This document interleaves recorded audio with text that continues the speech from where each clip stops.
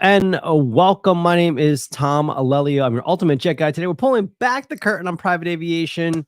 Some cold calls. It's time for coldies. And if you've got any questions, go ahead and toss them out into the comments. Whether you're on Facebook, on LinkedIn, on YouTube, on Twitch, on X, on Instagram, we're all over the place.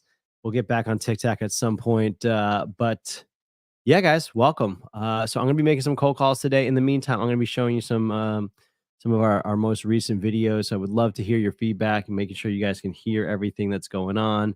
And I made some mute. So what's the biggest from time to time, tax bill that can you've y'all seen? hear the video? Just because someone maybe didn't know any better, Make or sure they people didn't can hear file out the video paperwork correctly. well. Yeah, it's hard to think of off the top of my head, but for example, if And someone of course, was I'll go purchasing an aircraft, through let's just use making my a phone $10 calls while we're million doing this. But purchase yeah, price, guys, any for questions about example, becoming an aircraft and broker? let's say they're based Would in love California, to connect with they you, closed in Montana, so they and think answer your they are questions. good to go. So They close somewhere thanks with a lot for joining no us today. sales tax, but they fly the plane home to California, base and hangar the plane in California. That could be a $1 million use tax liability before interest and penalties. So could end up having a surprise bill well in excess of $1 million. Circle Marius Deckers in Hello the and house. welcome to the Jet Life Podcast. My name is Tom Alelio. I'm your ultimate jet guide. Today we're pulling back the curtain on private aviation to talk about taxes, saving you guys some money. And we're here with KJ McCarty with Aviation Tax Consultants. KJ, thank you so much for being here today. Yeah, thank you for having me. So let's get right into it. What's the deal with taxes in aviation? Like, it feels like if you can afford a jet, I mean, you should be able to afford, paying your taxes or whatever. But I guess the first question I have is, who pays taxes when it comes to an aviation transaction? What's the deal with taxes when it comes to private jets? Yeah, generally, as far as the sales and use tax and personal property tax liabilities go, those are in the buyer's court. There can be some obligation for the seller to Rowdy Rouser, what's up? Sales tax from the buyer, depending on the facts, but generally those liabilities really rest with the buyer. So sales tax, which is what can be incurred at the closing location, that's buyer's liability. Seller may have to ask about collecting it, or may have to be shown proof of exemption from the buyer. And then when the buyer returns home to wherever they're going to base, hangar, and utilize the plane, that use tax liability is their responsibility as well. Gotcha.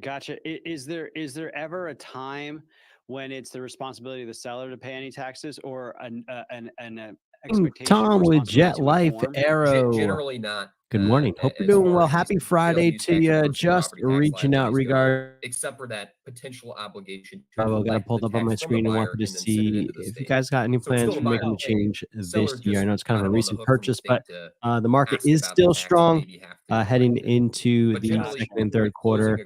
If I can help you in any way, give me a call at your convenience, 941-241-2682. Have a great day. Gotcha. Okay, great. I'm just hoping you guys can hear that okay. The buyer's responsibility. And let's talk a little about Aviation Tax Consultants. Let's talk about your company. So tell us a little bit about yourselves, what you guys do, and what your expertise is in. Yeah. So our firm is Aviation Tax Consultants. We've been in this space for a little over 20 years now. Actually, just celebrated our 20th anniversary in November of last year. And aircraft tax planning is literally all that we do. All of our clients own aircraft. We don't do any other type of tax planning. We don't do boats. We don't file any income tax returns. So we're not your typical CPA firm. We just act as advisors and consultants on aviation specific tax matters for our clients and their CPAs. So all of our clients have their own CPAs as well. We're designed to work with those CPAs on these matters, and our client CPAs generally love us because we come in, we have all the answers to these somewhat confusing tax questions related to aircraft. We've done this thousands of times, and we can ensure all goes smoothly.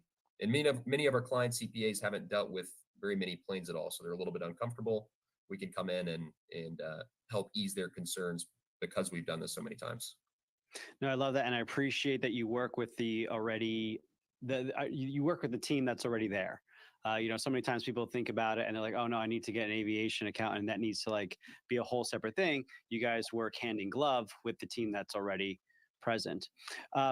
It looks like, just by looking at the website, it looks like it's kind of like a family operation. And so I guess my question is, like, did you come into this industry through family, or how did you get involved personally when it comes to aviation? Hector. Yeah, so Daniel Chung and my dad, Fred McCarter, founded the company We're kind of going a through little the over 20 years ago. So that's how I got involved. DJs I today. grew Just up sounds a around little it. different. We're going My through a dad lot of was the a older private stuff pilot. lately. And We flew around Alex has got a in CJ list this. an We're going to see if we can SR-22 source actually another for listing a from few that. years. So grew up in the space and then ended up becoming a CPA. Daddy? So that's how I got involved. Cool. And Daniel's Pastor been in the space Vincent. for even a bit longer, maybe 25-ish years now. And Daniel's son, Cody Chung, actually works with us as well. So it's kind of a family business on both sides. I love that. That's very cool.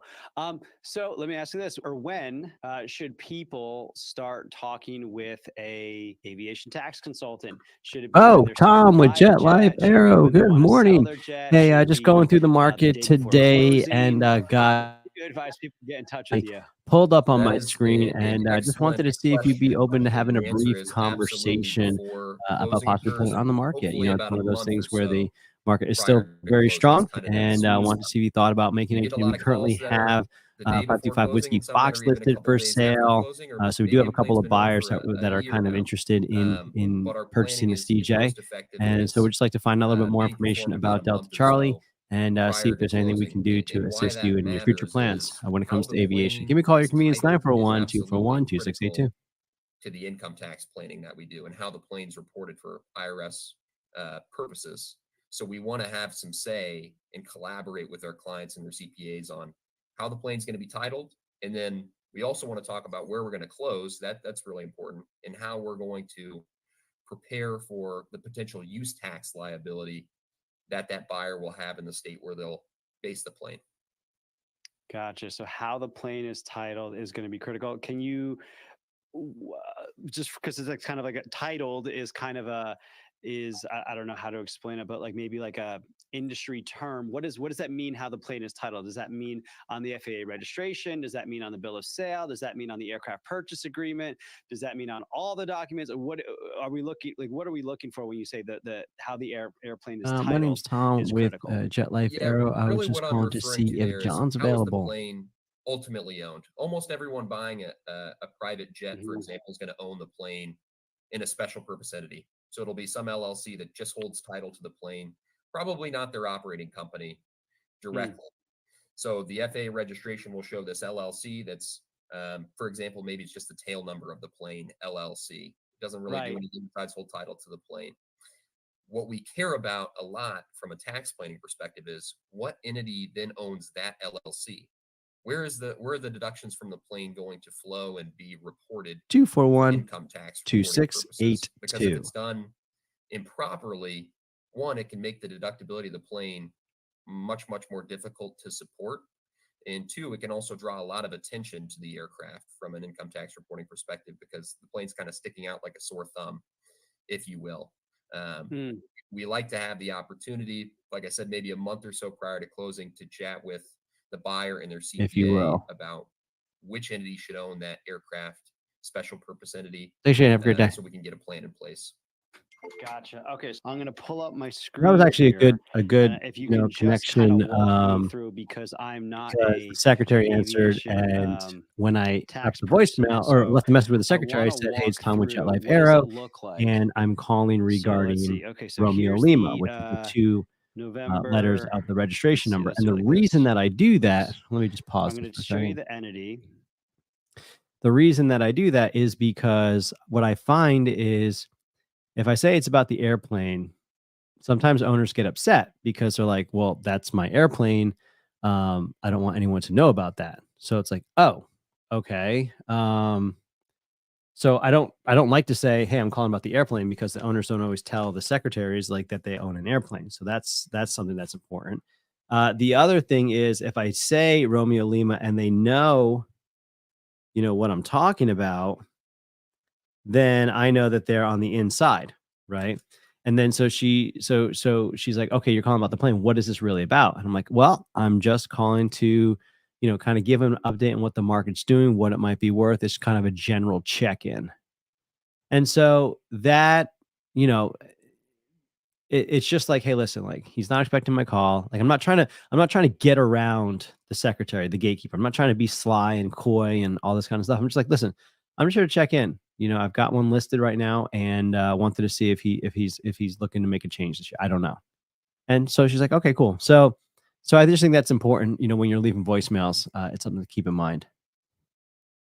Or this is November 1, 2, 3, Tango Lima. Okay, so this is the entity that owns the plane, right? So here's the plane, like my little jet.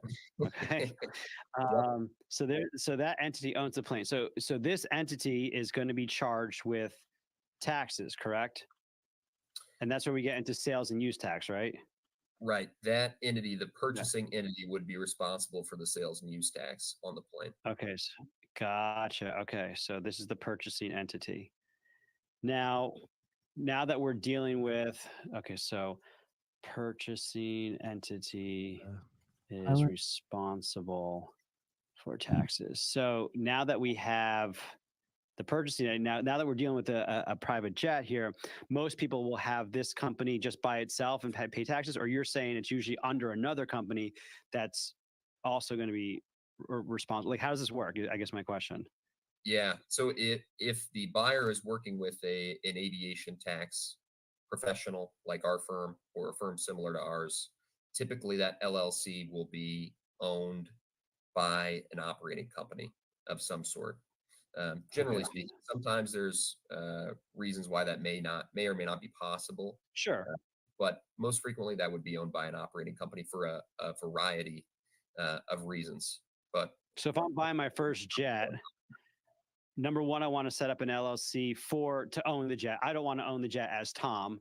I want an LLC to like you said, a special purpose entity to own the jet. So let's call this, like you said, November 1, 2, 3, Tango Lima LLC. Okay, so they own the jet, and now there's an operating company, which might be like my tech company that I own. Sure, yeah, any sort of operating company, especially one that is going to have business use for the plane, could be the owner of that LLC. I'm sorry, it could be what? An operating company that would have business use for the plane and lots of incomes and activities potentially would be a candidate to own that special purpose entity. Okay, and then do we have to go even further back, or now this is the operating company? Like when the government sends a tax bill, are they sending it to the purchasing entity, or are they sending it to the operating company, or does it go to the purchase entity and then the operating company pays it? Like this is kind of where I start to get cross-eyed. Sure. If it's a sales and use tax liability, that would be coming from the state. So let's use Florida as an example. If Florida reaches out about sales or use tax on this plane, they would be sending that to the purchasing entity, and that's who would be on the hook for that. Now, purchasing entity is owned by operating company, so it's kind of one and the same for the most part. Gotcha. It's really Tom's pocket that's going to be paying. Right.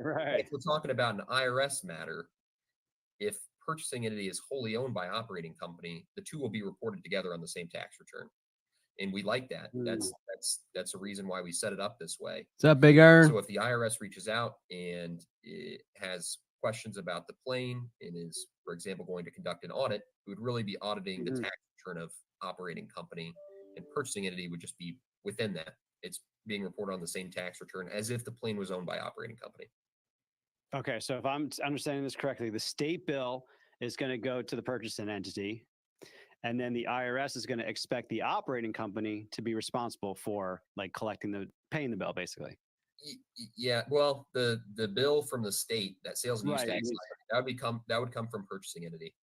Right. And if then the IRS would audit this operating company, it would all be on one tax return, operating company's tax return. That makes sense. Okay. Yeah. All right. No, that makes.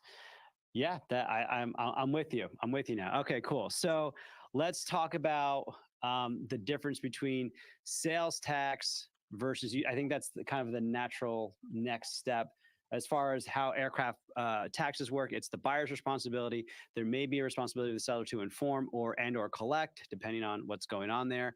But it's the buyer's responsibility to pay that. But it's not just like, okay, I'm buying a car, I just have sales tax, or I'm buying a shirt, I just have sales tax. There's different kinds of taxes. So what is sales tax and how do we avoid it? But wait, if we avoid it, is there something else that the government will use to make sure that we pay our fair share, if you will? So yeah, tell us about sales tax first. Yeah, we'll start with sales tax because that's probably the simplest. So sales tax is what can be incurred at the closing location.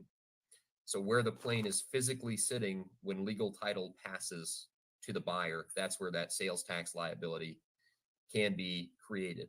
So it's a very relevant part of the planning that we do. However, it's pretty simple to solve for because if the plane's sitting somewhere that's unfriendly from a sales tax perspective, we can use Ohio for this example. They don't have what we call a flyaway exemption, which we can discuss in a minute.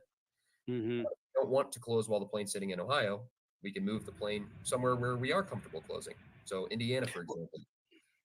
Well, that was just it. Like, why not just close anywhere? And you're alluding to this idea that different states have different sales tax for when it closes. Right. So there's some states that might be more favorable towards a closing within that state, is what you're saying. Every state's statutes relating to this topic are different. So lots of states have a flyaway exemption, meaning you can close there, but the buyer's not based there. They're not going to use the plane there. They're just picking the plane up and leaving, and they're not a resident of that state.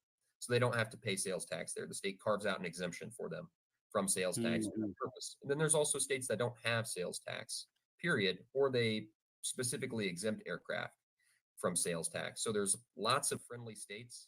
There are some unfriendly ones, but there's almost always some friendly ones nearby. So we can reposition the plane, close in that friendly state, and then thus we avoid the sales tax on the purchase of the plane. So it is important to handle it up front before closing. Taxes and purchasing entity. I'm not sure what you mean. The tax-friendly states be? It's the buyer that's going to be responsible. There's literally too many to list. But Kansas is a popular one. They have a pretty broad flyaway exemption. Tennessee as well. One that's kind of surprising, New York actually exempts aircraft currently from sales tax. So it can be a friendly place to close. There's lots of friendly places in the Northeast. I know it's been probably about 3 years or so, going on 3 years, since we bought it. And I just wanted to see how it's going with JetRite, how the airplane itself is doing, and just making sure you're completely satisfied. If you get a chance, give me a call. Your convenience, 941-241-2682. Have a great day. Oh, that's right. That's so right. It's not the most unfriendly, but it's not the friendliest or easiest to comply with either. So if that's the case, there's more tax-friendly states. Well, that's kind of an interesting ticker thing. My question was, what is a rough estimate of sales tax rate? Like, I mean, how much am I really saving? If I'm paying $10 million for a jet, I mean, if it's only going to cost me, 10 grand, to pay taxes, then maybe I'll just close there instead of having to relocate the aircraft and spend 10 grand in fuel. Like, it just doesn't make sense to move it. Yeah, it varies from state to state what that rate may be, but on a $10 million aircraft, a typical sales tax rate's probably somewhere between 5% and let's say 9 or 10% on the high side. Oh, wow. So a much larger liability almost always makes sense to move the aircraft. Now there are some states that cap sales tax. So like a South Carolina or a North Carolina, they both cap their sales tax on aircraft at very low numbers, 500 for South Carolina, for example. So in those cases, yeah, we wouldn't propose moving the plane if it's sitting in South Carolina. It's kind of on a case-by-case basis, but definitely discuss. Aircraft have to be in the closing state to close there. I'm going to pay taxes, or I'm not. Which is why people will relocate the plane for closing in Kansas or a tax-friendly state. And guess what? I don't need to pay the government anything for buying my private jet. I'm the man. I'm awesome. But wait, there's something I'm missing, isn't there? There is. So wherever we're going to base, hangar, utilize the plane can potentially impose what we call use tax on the purchase price of the plane. And that use tax is generally the same rate as sales tax in that location. So we'll use Florida as an example again. Florida sales tax rate statewide is 6%. plus maybe some local, and the use tax rate is 6% plus in maybe some today, and I was well, just wondering if you so guys would be let's opposed to say a brief a conversation full about whether or resident not it just might be a purchased good a idea plane to put it up business. for They're sale this excited. year. They met us It's been a tax strong time. market last couple of So years, for but them, we're it's seeing a signs of win-win. it's Sales slowing tax, down. they didn't have to pay any So sales if you've tax been at thinking closing. about getting something They bigger, fly home to something newer, Florida, something faster, and or then maybe you're just some period looking, of it's time it's passes, time and they get a to letter to from hang up Florida that says they're the owed use wings. tax, Maybe it's 6% coming use time, tax and on a I'd $10 love million to talk to you about that as well. jet. So Figure out it's a what some good options might $600,000 be, liability just so that you plus have the penalties. information to And so wait make a an second, no, informed this can't be at decision. closing. Again, my name is Tom with Jet Let's Life take Arrow. I this. know you get these calls all the time. Not here to waste your time. Just hoping to catch you at the right They're time. mistaken My callback for number is their absolute 941 business 241 tax because 2682. the Have a great plane day. is based in Hangar there, and they're in some trouble there now. So the use tax planning is absolutely critical as well ahead of purchase. And most states have a variety of exemptions that can potentially apply. So it's really important to do proactive planning. You shouldn't, in most states, have to pay that 600,000 upfront. There are some where you would. There are many others where you would not. Well, after this recording, I'm going to have to call you. I got one of those letters that said, "Hey, Tom, you owe us money." So glad that you're bringing it up now. We'll definitely have to take a look at that. And so, okay, so now if we have sales tax, we've got use tax. Is it possible for someone to pay both, or do you only pay one or the other, or it depends on how you're playing the game? Like, what is that? How do they relate to each other, if at all? Generally, it's one or the other. You'll be given credit if you pay one towards the other. So you generally are not double whammied, if you will. So you may end up paying the highest of the two tax rates combined. However, in practice, we almost never have a situation where we close somewhere sales tax unfriendly. So we're almost never going to pay that sales tax liability at closing, and it's almost always the use tax. However, we can have clients who are based in two states, and they may have to pay use tax, and then it's a common question. Hey, I already paid. Let's just say they live in Ohio. I already paid Ohio use tax, and am I going to have to pay Florida too if I spend 6 months in Florida? You should be given a credit in most states. Depends on the statute, but that's generally what we see. So just to be clear, what exactly is a flyaway state? I don't know if we actually defined it. We kind of alluded to what it is, but how would you define a flyaway state just so that, our viewers can get an understanding? A flyaway state is a state that has a sales tax exemption that specifies if you close here, but you are not going to base the plane here, you're not a resident here. Basically, you're just picking up the plane and then leaving to go base the plane wherever you actually live. Then we're not going to charge you sales tax on the purchase price of the plane. Okay. The actual requirements in the statute vary from state to state, but that's the general principle of a flyaway state. Gotcha. Okay. So I can't be a resident. What about a business? What if I have a business in Kansas? Does that count? That varies from state to state. Some states, any amount of nexus can cause that exemption to not apply. Some states, it's easier. Hello, Brad. Tom with Jet Life Arrow. Happy Friday. Or something along those lines. Maybe it's not problematic. So it depends on what's actually in the tax law. Oh, no, I understand. You get them all the time. Not here to waste your time. Just hoping to catch you at the right time. Closing. But if you had no problem. You have a great day. If you don't have ties there, plane's not going to be based there. It's just you're picking up the plane and leaving. No sales tax will be due. That was a quick one. That's if Nomar's watching, that's a good one. Where it's just kind of like, shoot, I wasn't ready to be like, hey, ask a follow-up question. But hopefully it was I should have asked like, wow, how many calls you get? Dang. All right, so this is the thing about doing it live, kind of get embarrassed in front of everybody. But what about a company that has multi-base operation, hangars in multi-states? Not sure, Frank. Frank's asking some great questions, by the way. And that's, he's, like this question: does the aircraft have to be physically closed in the state? Yeah, it does. That's why we fly away for closings. Is it a write-off? The operation? It might be. It might be a write-off. Definitely something to ask for the CPA. And same thing here. If you have multi-base operation hangars in multi-states, basically every state's going to have their own sales or use tax rules. So you got to look up. Sales tax is only going to apply where you transact. So wherever it closes, that's where your taxes are going to. That's where you're going to get hit with the taxes.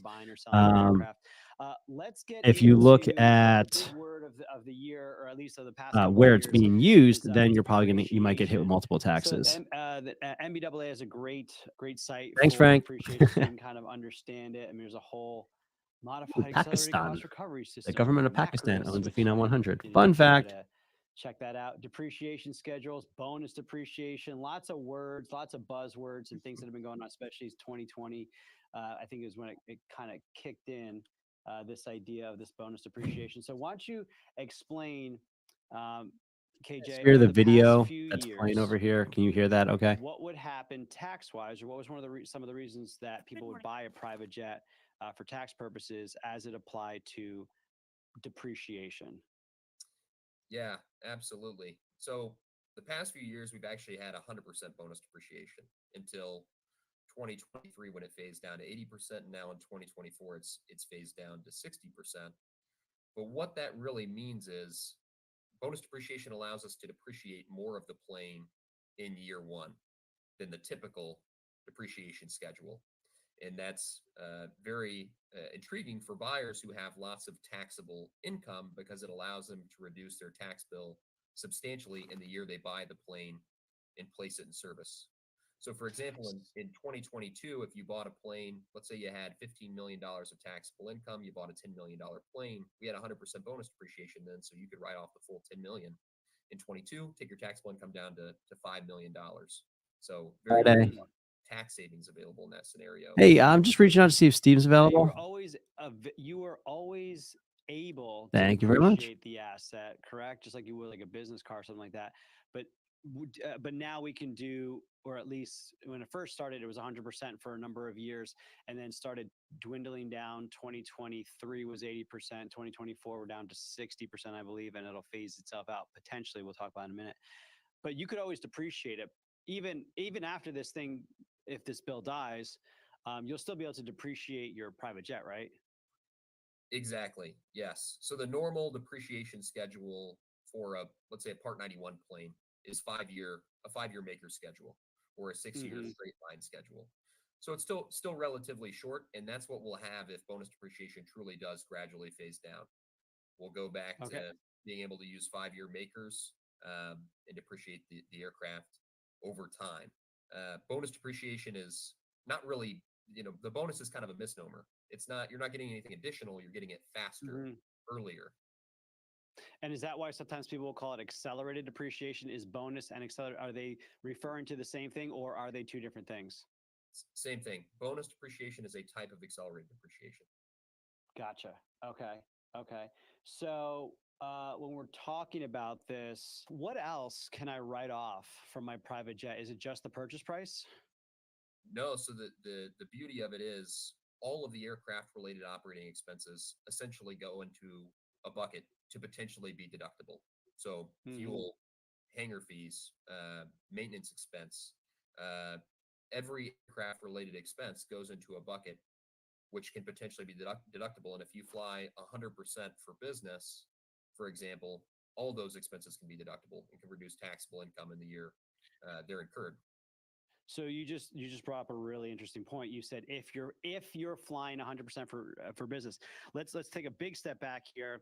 If I'm just going to use this aircraft for personal use, do I have depreciation? Do I have bonus depreciation? Does it matter if I'm using it personally or for business? If it's all personal use, then the income tax discussion related to depreciation and writing off expenses is irrelevant.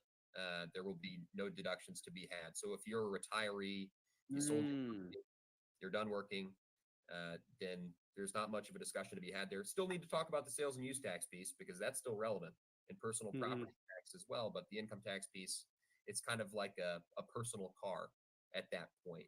Where these items are relevant and matter is for a business owner buying a plane to fly around for their own business purposes. And they can have some personal use too. We can talk about that. It's okay to have a mixture of business and personal use as long as we account for it correctly. Sure. And it's essentially those expenses become prorated based on a calculation of how the aircraft is used. Gotcha. Now that makes a lot of sense. So it's got to be for business use, which is interesting. And of course, as a aviation consultant, you can help demystify what business use means and how it can apply, or All right, so that last call was to a Phenom 100 owner. Yes, you're right. You're right, Frank. Ownership and operation cost. Yep. Yep.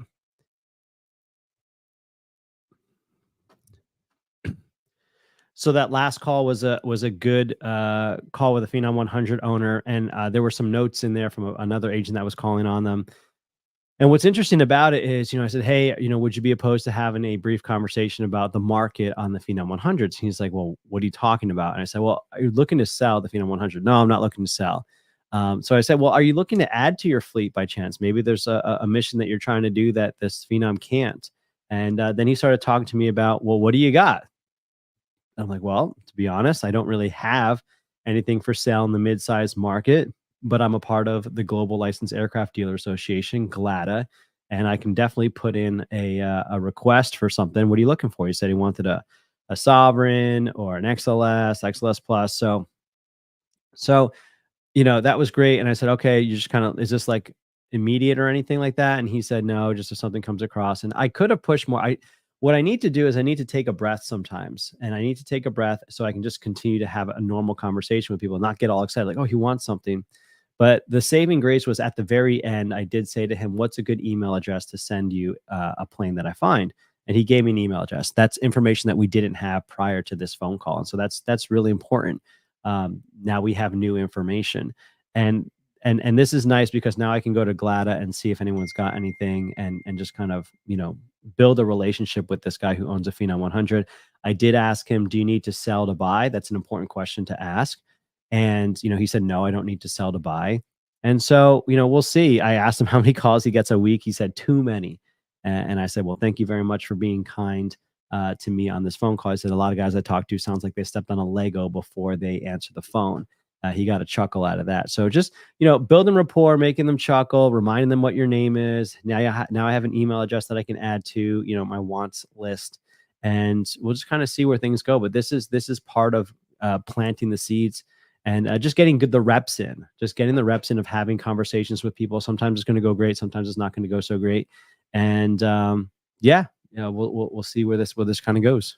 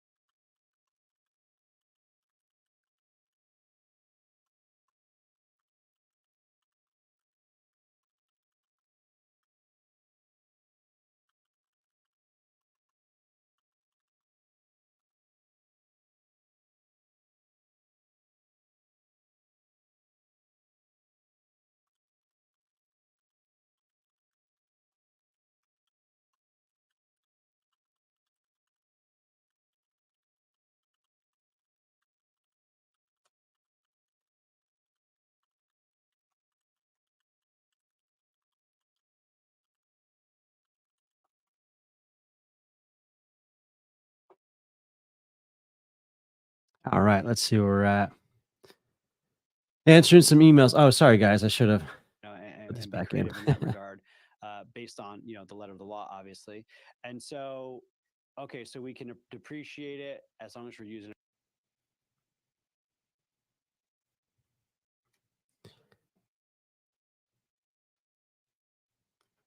Good question from Frank. When cold calling, how many times in say a year do you check back in or call back? We're when we're cold calling, when you're first starting out, I mean, you're going through the marketplace, 3, 4, 5 times in the span of 2 or 3 weeks. You're calling everybody and checking back in.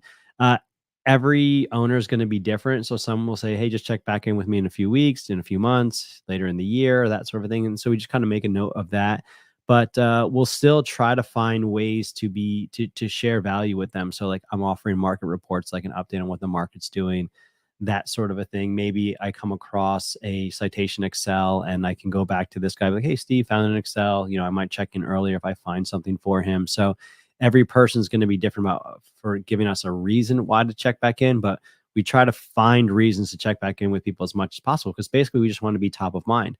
When people think about selling jets, I'm like, oh yeah, Tom, he's the one who keeps calling me. I'm going to call Tom. So that's kind of the strategy when it comes to following up.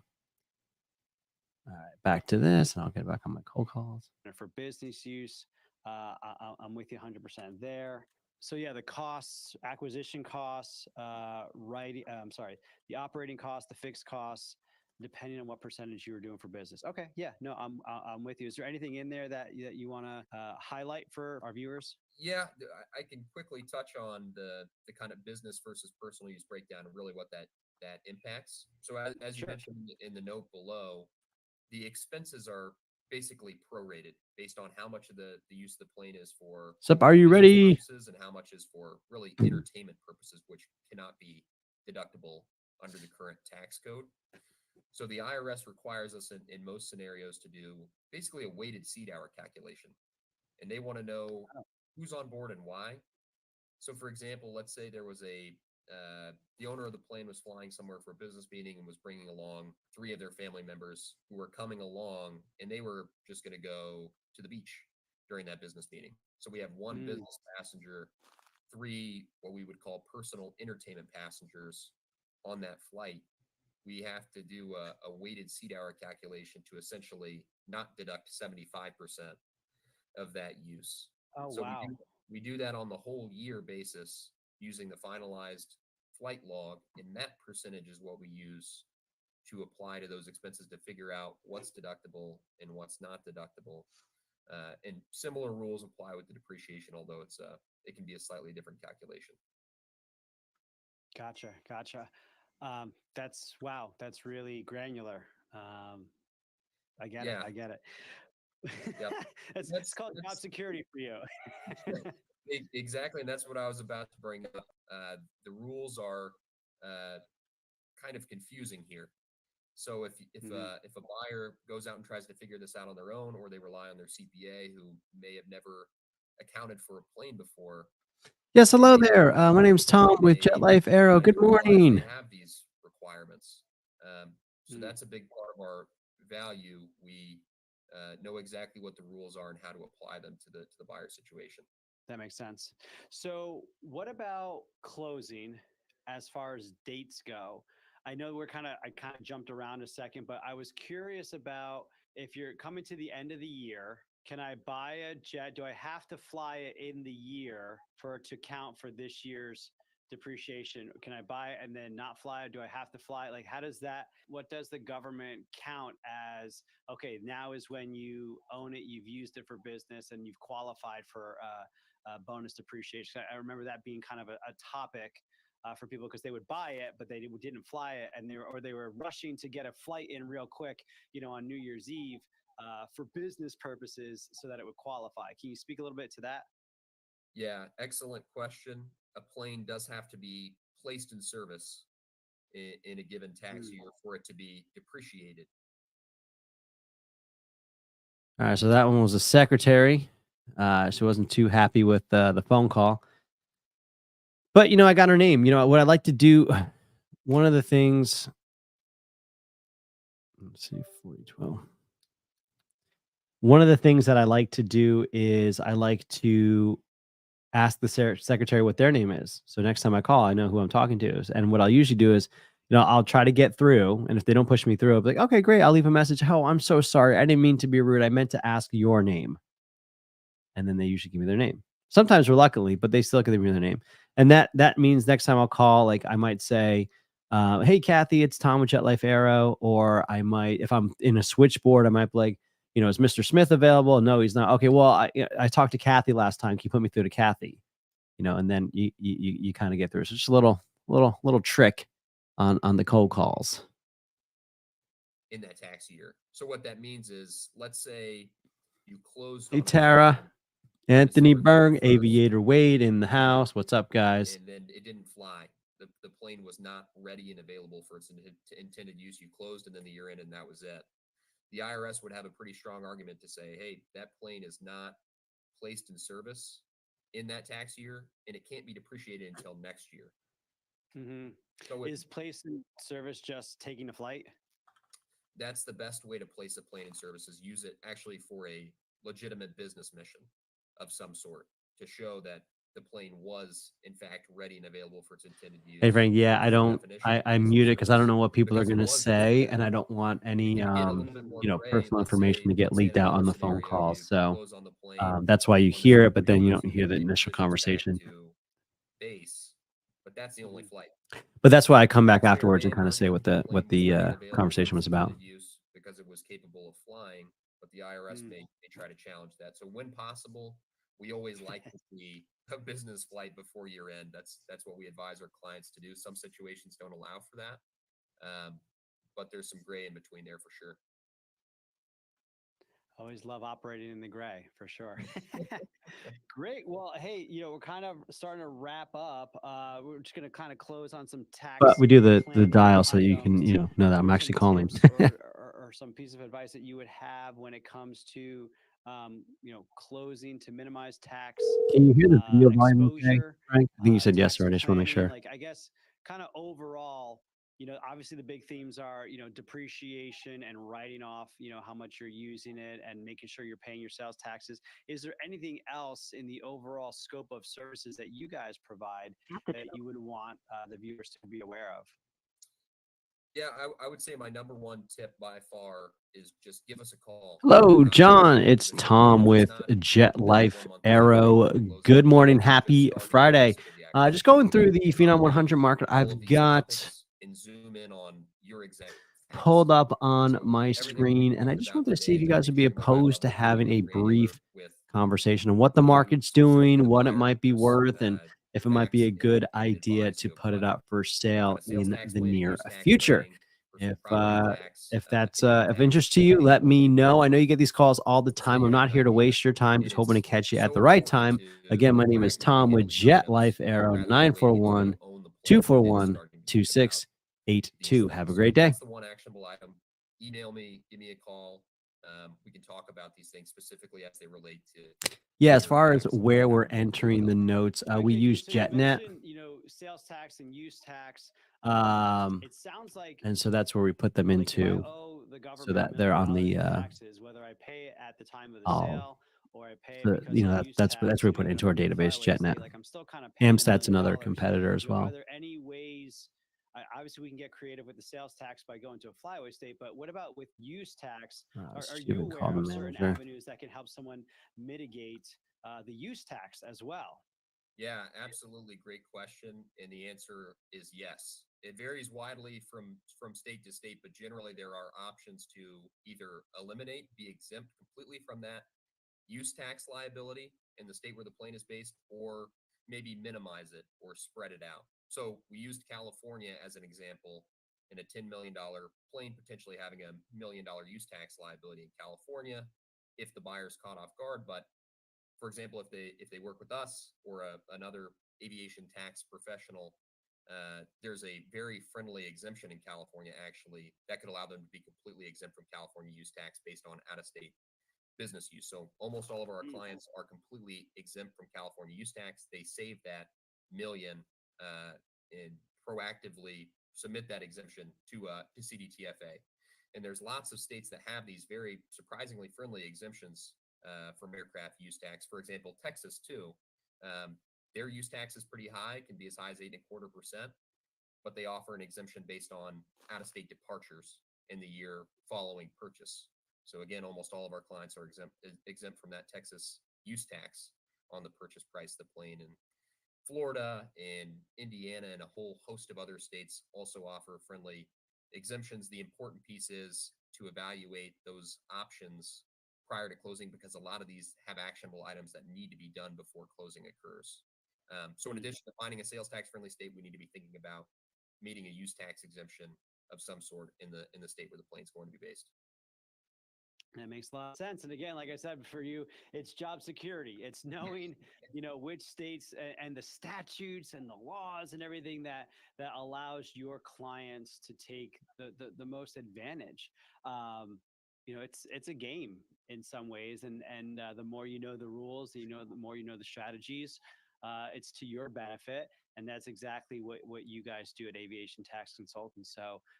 All right. So when it comes to buying your first jet, some people don't necessarily look into the company structure of how they want to make this purchase, where the aircraft is going to be located. Do I buy it as an individual? Do I just make my tech company buy it, or do I set up a third entity to do? So I drew a drawing, and be gentle, KJ. It's not my best drawing or anything, but I think it makes sense.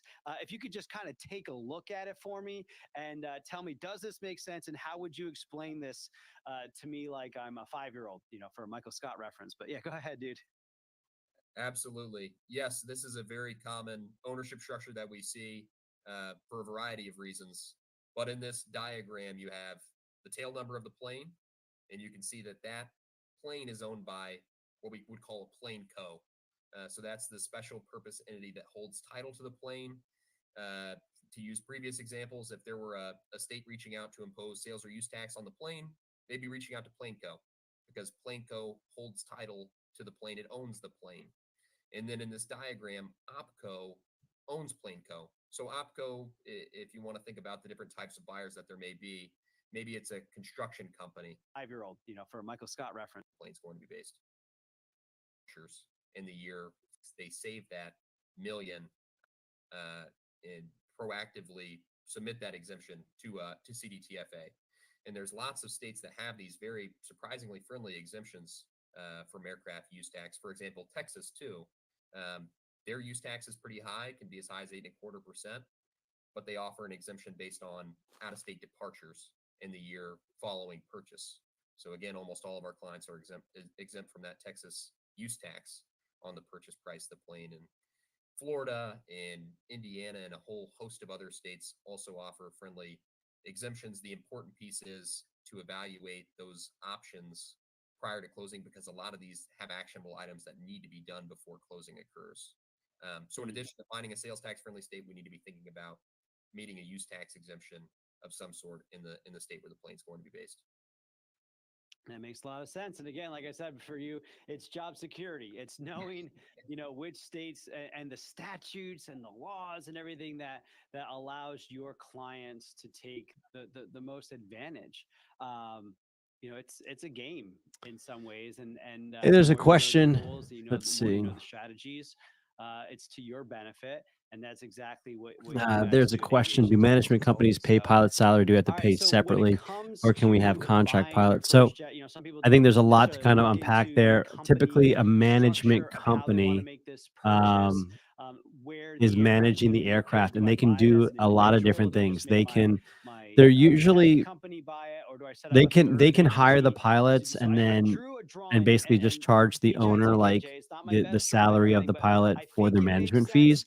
If you Or could more just kind of typically, take a look they'll at it like for me introduce like, here's and the tell pilot, me, and you does pay this make him, you sense, and pay the how would you salary, explain kind this of directly from the to me owner like to the I'm a pilot. 5-year-old, So for a there's not Michael that Scott middle reference? person. But It yeah, all go kind of ahead, dude. depends what kind of setup Absolutely. is Yes, going this is a on. It can very go either common way. ownership structure And that we see pilots can be for a contract variety pilots of where, reasons. But in the this owner might have a diagram, you management have company, and then the the tail management number of the company goes and plane. You can outsources see that contract pilots plane is for owned individual by flights. what we would call Or a they plane could be co. salaried. It really So kind of that's the depends. special purpose Aviation, entity that there's a holds lot title of to the plane. nuance, and it depends on the To use situation. So previous you will find examples, if management there were companies a that state reaching have out to pilots impose on sales or use tax salary, on the and plane, then the they'd be fee reaching out that to the owner Planeco, pays the management because company is Planeco just to holds title offset to that. the plane. It owns There's the plane. management companies that will just And then in introduce this pilots to diagram, owners, and they pay them OpCo directly with the owns salary, Planeco. and then they So can do the same OpCo, exact thing with if you want to contract think about the pilots, different where types of buyers the that there owner's may paying the be, management company for maybe a it's a pool of contract construction pilots company to that's hire, producing a plane. or consulting the company, management company or it's introduces a a pilot, a manufacturing contract company pilot, or or a something bunch of like that. An contract operating pilots company to the owner to is pay? that business that has lots of taxable Good question, though. activities and has a need for the plane,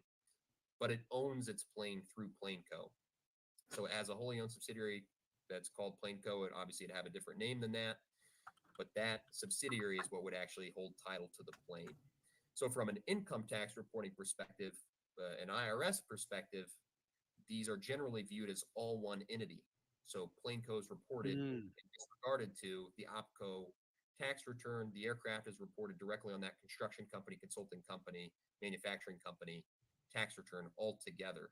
And there's a variety of reasons why that is often very beneficial for the buyer. Gotcha. No, that makes a lot of sense. I'm glad my drawing makes sense. Hopefully, it makes sense to the viewers. And thank you so much for explaining it so well. Yeah, absolutely. All right, so we took care of sales tax, we took care of use tax, we talked about depreciation, we talked about everything. Have we talked about anything? I mean, is there any other? I mean, it's the government, right? I mean, they're looking for their money. Is there anybody else or any other fees that might be attacking us, maybe on an annual basis or a one-time basis? Even if there's nothing that we can do about it, if I'm buying a jet, what else should I be aware of? Yeah, so it varies from state to state. Sales and use tax is pretty common across the board. Sometimes there's excise taxes or registration taxes or fees, but the other big bucket that we haven't talked about yet is personal property tax that can be due on aircraft. Not every state imposes personal property tax on aircraft, but many do. And that liability is a little bit different because it's an annual liability, unfortunately, and it's actually due to the county in which the aircraft is based. In most states, there's not a whole lot to be done about that one other than just being aware that that liability exists and you may have to pay that every year to the county where the aircraft's based. There are a few states that offer proration or reduction opportunities based on out-of-state use of the plane. Call or email us to discuss and see what those options may be, but it's very important to understand that depending on where you base the aircraft, you may have that liability annually. Wow. Okay. Well, there's a lot to this whole tax thing, and I imagine it's probably best for someone to come to you with their exact situation so that you can advise them. It's one of those unique industries where, some industries just like, okay, here's the general information and it'll apply to most situations. But when it comes to taxes, I mean, people's business structure and their tax structure is so unique. I guess we call that job security for you guys. So they should definitely get in touch with you. Yeah, you hit the nail on the head. The answers to these types of tax questions vary widely depending on the facts related to the type of business that's buying the plane, where the plane's going to be based is absolutely huge.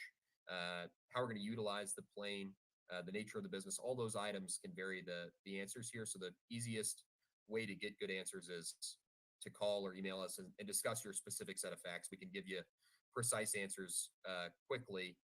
And as you alluded to, it's hard to give high-level answers to these questions because the answer is almost always it depends. So the easiest thing to do is call us and discuss. That's awesome. So as I'm scrolling through your website, you've got a frequently asked questions on here as well. So if you have some more questions, they may have already been answered on the Aviation Tax Consultants website. Definitely check that out. And KJ, thank you so much for being here and You're welcome. talking to us about these taxes. T. And I just want to throw this up here: Aviation Tax Consultants. Let's see. What's the next video we want to check out? Where Here? else can people reach you, connect with you? Again, thank you so much for being here. The live stream for Wednesday. Do it.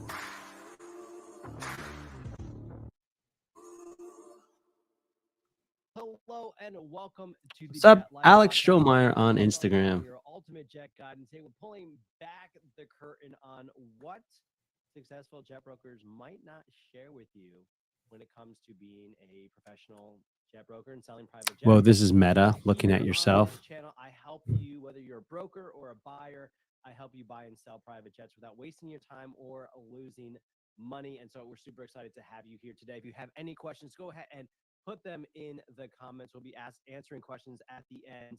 But today we're going through the difference between buyers and sellers. And what I mean by that is when we're working with buyers, The key is to qualify the buyers. When we're working with sellers, we want to disqualify the sellers that we're talking with. And I'm going to go all that into more detail, but just a little bit about myself. My name is Tom Lelio. I'm your ultimate jet guide. I've been in private aviation for about 5 years now, sold close to 100 jets in that time period. And it's been a crazy ride. I came into aviation with zero background in aviation. I used to be a youth pastor for 10 years. And fast forward to now, I have my own brokerage, and I actually help train aspiring jet brokers. If you want to learn how to sell private jets, I'm going to help you do that with this video, and check out our channel, subscribe if that's something that's of interest to you. So welcome everybody. Again, we're going to check out the comments, seeing who's here. It's good to see you, Tyler, over on the TikTok. We're on Facebook, Instagram, YouTube, Twitch. Everyone's out for the Let's weekend get already. rolling with the buyers and sellers. So let me change this. Go here, come here, boom. Buyers versus sellers. So as I was saying before, we want to qualify the buyers and we want to disqualify the sellers. And what we're talking about here is everybody says they want to buy a jet. You know, they give you a call when you have a listing and they're just like, hey, I was looking at your Citation 5. I was interested in buying it. And, you know, we want to make sure they're qualified before we bring them to the owner, before we say to the owner, hey, I've got a guy, famous words in aviation, I got a guy who wants X, Y, and Z. We need to qualify who they are, what they want, if they have the wherewithal to actually make this purchase. And when we're working with sellers and we're cold calling the owners, what we're trying to do is we're trying to disqualify the owners, because a lot of owners will say, Happy yeah, Mother's it's for Day, sale, Frank. bring me a buyer, it's the right price. But it's an interesting environment that we're in right now, second quarter 2024. Some sellers are saying, hey, bring me a buyer and I'll sell. We bring them a buyer and then they don't sell. So in this case, we want to disqualify the sellers to make sure that they're really in a position to sell. And what we mean by that is they have a problem that we can solve. Okay, so we're going to get Interesting. cold This calling the that person who way. owns So what's this up, does some Edu? kind of a Rodriguez on TikTok, Fernando Gonzalez on multifunction TikTok. display. We got some comments. Airtime with Tony, Test Flight Studios. Let's go. Good to see y'all in the comments. And if you guys have any questions, we'll answer them on at the end of the show. So qualifying the buyers. There are 3 levels to the buyers that we're going to be talking with. So when we're dealing with buyers, there's 3 levels that they're going to be. First, they're going to be not really interested and definitely not ready. And what we mean by that is they're not really interested in a specific model. They're just kind of like perusing. They're just kind of browsing. They don't know what they don't know. They don't necessarily even know what they want. They don't know what the options are. And but they're also not ready. The next level is going to be they are interested, but they're not ready. They're not prepared for what is going to be involved, and we're going to go into that for a second. And lastly, they're not interested, or they are interested and they are ready to buy. These are the people that we're actually doing deals with. And so, well, the question comes up, well, Tom, which one do I target? Do I go for the people up at the top of the funnel or in the bottom of the funnel? And the reality is the people in the bottom of the funnel, they're probably working with somebody, and it's going to be a lot more competitive to try to get that person to work with you. Doesn't mean you shouldn't do it. It's just going to be more competitive. But the problem with going with people that aren't working with somebody is they're going to take a lot of hand holding. You're going to have to educate them about the marketplace, educate them about aviation, and it may not be worth your time, especially if you need a paycheck now. So it's kind of something to be aware of, and it's something that you're going to have to discuss and figure out for yourself. Let's talk about the interest factor. Okay. Again, within the 3 stages, when it comes to interest, there's going to be 3 more stages that we need to talk about. Stage 1 is zero aviation knowledge or experience. This is a great opportunity for relationship building. It's kind of like the kid sitting alone at lunch. Easy to make friends with that kid. You walk over, they might be a little awkward. They might ask you some weird questions. But at the same time, you know, you're sitting with them at lunch and you can have a good conversation and kind of see where things go. These are the individuals that have zero aviation knowledge or experience. And you know, to be honest, some brokers don't like working with those people. They don't like hand holding. They don't like having to answer, a million questions that, it doesn't really matter. And That's a so call where they're not interested in person's working with not available, aviation, and zero aviation people. I so am. then the follow-up That's why question we have is, our book. You can check it out, The Ultimate well, who Jet manages Guide. the plane? Go to theultimatejetguide.com. It's specifically for buyers with zero aviation background. So that's kind of one of the things that we like to do here at Jet Life Aero. Then you're going to go with the people that have. So what do you do when you call and the person that owns the aircraft, according to the records, is not available and they're no longer at that office? Sometimes it's because they died. Sometimes it's because they retired. Sometimes it's because they were fired. They moved on. Either way, they're not available anymore. So what I like to do is I will just ask who else is involved in working with the aircraft. And at that point, maybe you get a manager, maybe you get a VP, maybe they just don't know, and at least they'll take your message. But don't stop just because the person who's there isn't there, and ask to clarify. Like I said, is Todd available? And she said, no, he's not at this office. And I'm like, well, is he not in this office today, or is he not in the office like permanently? And she said, well, right now it's permanent. So I'm like, okay, cool. So no problem. So now I need to know, who else can I talk to about the aircraft, and just take it from there.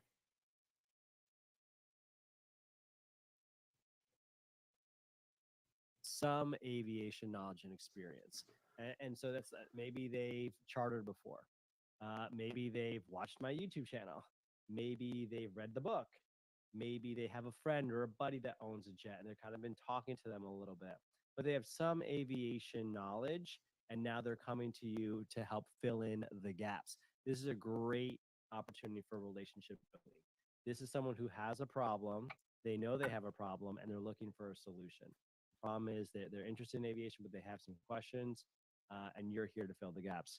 The person before, the zero aviation, they have a problem too. They don't know anything. The problem is the solution is going to take a little bit longer for them, as opposed to somebody who has some knowledge. And last but not least, when it comes to interest, we're going to be dealing with people that have actual aviation knowledge and experience. And these are people who maybe own a jet before, or maybe they own an airplane. Now they want to get into a jet. Maybe they're pilots. Maybe they've chartered before. Maybe they've gone to a jet card and now they're ready to go to full ownership. A lot of different scenarios here. It might be a little challenging because they already know a lot. So they probably already have connections within the industry, but maybe they don't have a connection that's a broker. They have pilots, they got mechanics, they got buddies, but they don't have a full-time sales and acquisition specialist. That is where you come in. And so there's these varying degrees of buyers that we need to qualify them. Are they really interested? Do they have experience, some experience, no experience? What is the true interest level? What's up, Todd? What's up, Larry? Hey, Rocks, joining us on TikTok. They're coming in, they're going out. It's all good. It's always great to see people. Now, let's talk about the ready status. Again, we've got 3 layers of being ready. Number 1 is they're not ready. That means that they don't know where to start, and they don't even know what's really required for owning a jet. They don't know about pilots, mechanics, insurance, lenders, hangars, all of these things that come into play when you buy a jet.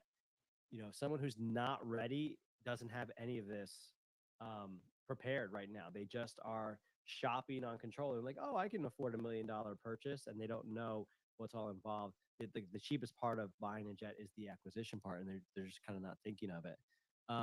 Also, these people, not only do they not know where to start, but they are unsure of what to buy. And we've gone over this in other videos. Are you getting a jet versus a turboprop? If you choose a jet, that's great. Are we looking at a light jet, a mid-sized jet, or a heavy jet? I know there's other categories in there, but just to kind of keep it simple, which of the 3 categories are we going with? Okay, great. Once we have that, what's your general mission that you're looking for? How far are you going? How fast do you want to go? How full can you fill the cabin up? How many seats does it have? And how do you fly it? What kind of avionics are going to be equipped with? These are 4 questions that they're going to need to answer before we even get into things. And then last but not least is the make and model. So once we've gone through, they want a jet, they want a mid-sized jet because they need, the range, the seating capacity, the avionics of the mid-sized jet. Now, which make and model? Are we going, Citation XLS? Are we going Phenom 300? Scott Tom with Jet Life Aero. Good morning. What are we looking at here? And all of this Good, good. is part of Got your the qualifying number on process. So the JetNet more under that a Phenom 100 they're 33 aware of Kilo this, the Golf. more that you're making them aware, the more that you have an I opportunity just to build wanted a to see relationship what the with story was. I noticed it's not on close the deal. controller, and we So had those are for the people called that are not ready. The people who Keith are probably about. somewhat ready is they know they want a Oh, jet.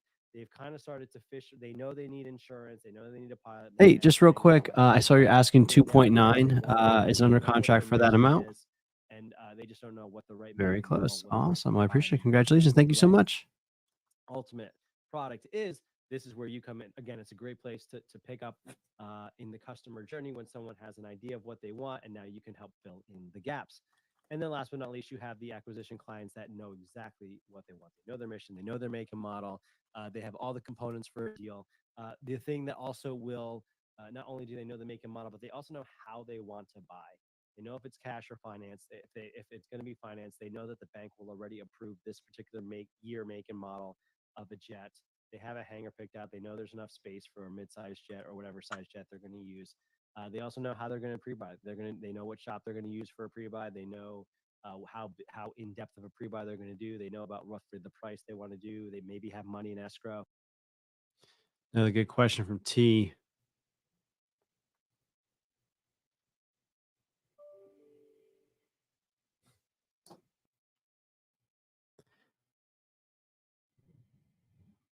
Another good question. Is there a year? Another good question. Is there a year after which a plane shouldn't be used? 50-year-old plane, is that too old? In truth, I mean, we're selling planes now from the 1970s, 1980s, 90s, and as long as they're maintained well, you can safely fly in them, put your family in them. So the most important thing is going to be maintenance. It's going to be making sure that the logs are present so you can see the history. It's making sure that when you go and take a look at the aircraft, you're looking for corrosion. You're working with somebody that knows that specific vintage. It's like car sales in a real way. Like, when you're looking at vintage antique cars, you want to take a different kind of approach than when you're just buying a brand new one off the lot. So there's definitely some things to be keeping in mind, but for the most part, even if the plane is really old, or even if the plane has a lot of hours, like 10,000 hours or more, it still might be a good buy for what you're trying to do.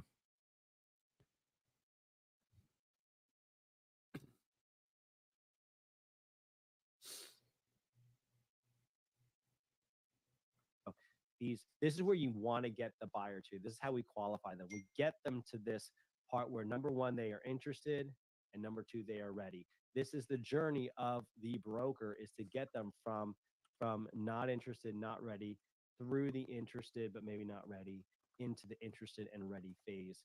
That is exactly what we do, and that's what we train people how to do. And that all really comes down to questions. Asking people questions, and the important part about that is asking the right questions and asking the hard questions. So, an example of a hard question might be, hey, other than yourself, who else is going to be involved in making this decision? Oh, I'm the only person who's buying. Okay, great, man, great. I'm with you 100%. Well, listen, does your family have any? Are they going to have any input? Well, yeah, I'll have to, obviously run the cosmetics by my wife. Okay, great. Well, now there's an influencer. Or hey, I have a business partner that is going to be involved in this. Now you have somebody else. So you got to ask those questions up front. And the key to qualifying the buyers is asking the hard questions up front, not being afraid of them, because they're going to come back to you in the form of objections. So let's say you go through everything. We get him. He wants a jet. He knows he wants a midsize. He knows he wants a Citation XLS. We get the lender all on board. We get the pilot, the hangar. We get everything set up for this guy. And then all of a sudden, at the very end, when you ask him, hey, are you ready to go shopping? He's like, well, no, I actually had to talk to my wife about it. Objections are just hard questions that you should have asked earlier. That doesn't mean you come out the gate when someone someone calls you on a listing, you're like, hey, like, does your wife have to have input? Like, you have to have some relationship and rapport there. But they are questions that do need to be answered. Good question. Put them Remote off, brokers. back to you.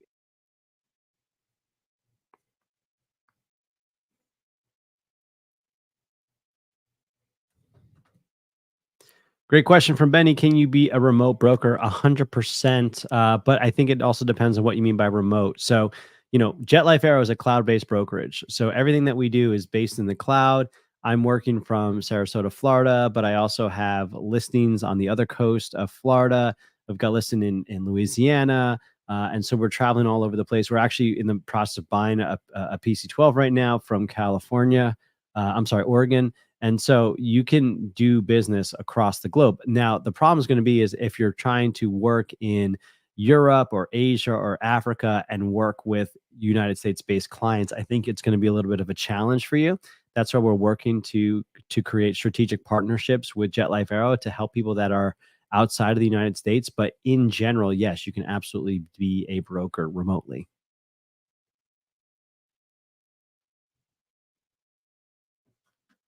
In the form of objections. So another question might be, you know, are we paying cash or financing? They're probably going to say cash. Great. Have you considered financing? Well, maybe I would think about it. Great. Have you brought this in front of your lender already? Like, see, I'm not just asking is it cash or finance and just accepting one answer. I know by being a professional that if they're looking at financing, have you brought it to the bank already that you want to buy this jet? No, but I have my banker over for Thanksgiving every single year. It won't be a problem. I've seen that happen many times where it becomes a problem because the banks want a certain age aircraft. They want aircraft on programs, and it doesn't work out. So asking the hard questions and asking the hard follow-up questions are super, super important. Why did you choose this jet? They call you on a Citation XLS. Ask them the hard question. Hey, have you thought about something newer, the XLS Plus? Have you thought about something maybe more expensive, Phenom 300? You know, ask them, like, try to sell them out of what they want to do and see how they respond. If they're open to other options, that means as soon as they hang up with you and they told you that they want the XLS, if another broker calls them or they see a YouTube video or a TikTok video, what up, TikTok audience? Matthew B, Three Cat Melodies, Bill Salties, Lily Room, Matthew B, Jordan Parker. Good to see you all. That means once they go on TikTok and they see another jet, they might call you like, hey, well, I was instead of the XLS, what about a Phenom 300? It's like, oh man, like I could have had that conversation with them, told them the pros and cons, and we could have been further along in the deal than we are right now. Again, asking those hard questions, because if you don't ask the hard questions in the beginning, they're going to come back to you in the form of objections later on. All right. Any questions on the buyer side? There's a lot more, especially like knowing what more questions to ask, how your tone's going to impact how you ask those questions, KYC forms, you know, so we know our clients, all that kind of stuff. And we teach that in our course. If you go to jetlifeaero.com/sell jets, you can find out more information there. But I want to give you a chance if we have any questions for people to shout that out in the comments before we move on to the sellers. So what you guys got? So let me pop this up over here. All right. Any questions? We got people who want to join us on TikTok, but I don't think that's probably a good idea. In the meantime, let me share with you the Circle community. If you go to circle.jetlifeaero.com, that is an actual resource. There's probably the only resource in the world. If you want to be a private jet broker, go to circle.jetlifeaero.com. What's up, Mia? Sell for over a year, Marco, Dylan, and it's not on the good to see marketplace you guys. anymore. Go there because it's one of the only online communities in the world where you can ask questions about becoming a broker. You can even take a course for free about how to sell private jets, and I'd give you the information that you need. And there's a place for you to ask questions. So why don't we just check out a little bit? Thank you so much for watching. If you haven't already, go to circle.jetlifeaero.com and check out our online community for aspiring brokers and current brokers. Here you'll find discussions, all thing aviations based, things that you're going to want to know as an aircraft broker. You can also check out our free training as well as more resources that are available to help you to become a better jet broker. That's circle.jetlifeaero.com to begin your journey within the broker community absolutely free. All right. Hello there, let's get Joe. back Tom with into Jet Life Aero. Happy sellers. So, Friday. Hope Now you're we're doing talking well. about sellers. I'm just calling through the Now, Phenom 100 when market, you and I've work with JetLife Aero, we can get started as a broker. You probably started pulled up out on my on the phone screen, searching and now, since I'm you're old noticing phone, it's the owners of private jets, it's and listed you're for trying to sale, get but them that's get been some more for over a information. You're asking them year, for resource, asking them for possibly a feedback, fractional but sale. ultimately And you're trying you know, I'm to just get a listing. calling through the market Sign and a trying to contract figure will out allow what you to list the your overall aircraft story is for them, and they'll here. provide And you if there's some anything I can do to information help you, I don't want to poach you from for the another broker aircraft. if things are going well. This But is a big you know, if deal. It's like things aren't going people so talk well and you're just looking about for other being a jet options, I'd broker, love an but opportunity to it's speak with you really again. My hard name's when you Tom with think Jet about what Life you're going Aero. to do. 941-241-2682. Have a great day. Your brand, your company, your tone of voice, your personality across to. All right, guys. So Yeah, appreciate you checking out the cold call, the power hour today. I'm gonna be wrapping it up. Looks like cold calling for about an hour now. And this is the life of a broker, man. So if this is something you're trying to do and you're interested in, then I definitely encourage you to go to circle.jetlifearrow.com. We've got a free course there for how to be a jet broker.